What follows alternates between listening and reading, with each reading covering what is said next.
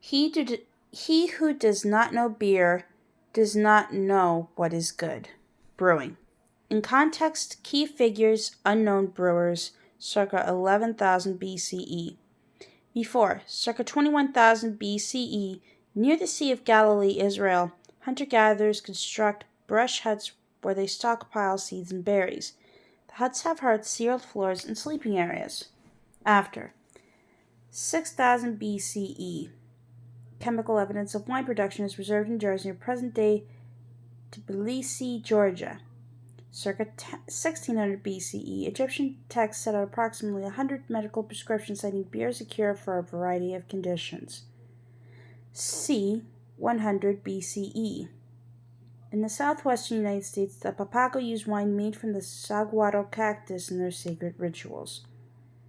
Circa 1000 CE, hops are used extensively in the beer brewing process in Germany.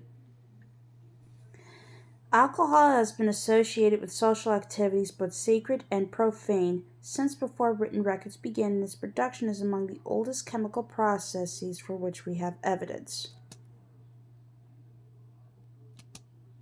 First drafts.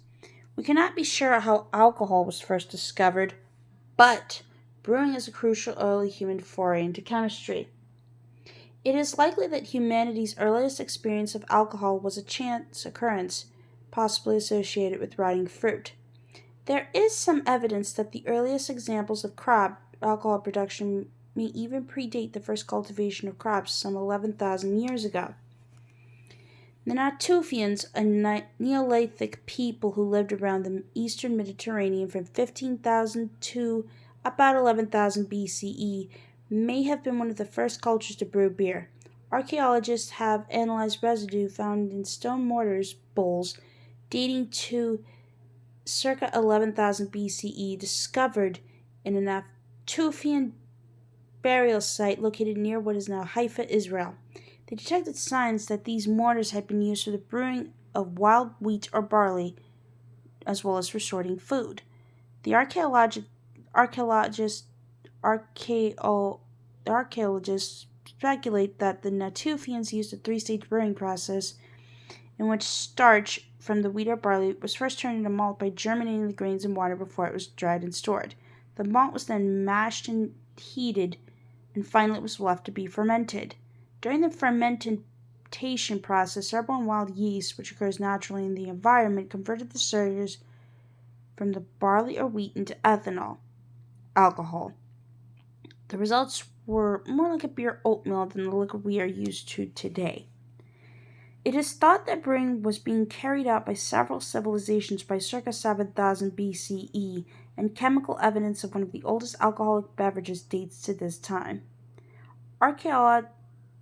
Archaeologists analyzed the residue in ceramic pots found in Jiahu, northeast China, and discovered trace amounts of a fermented drink made from honey, rice, and fruit.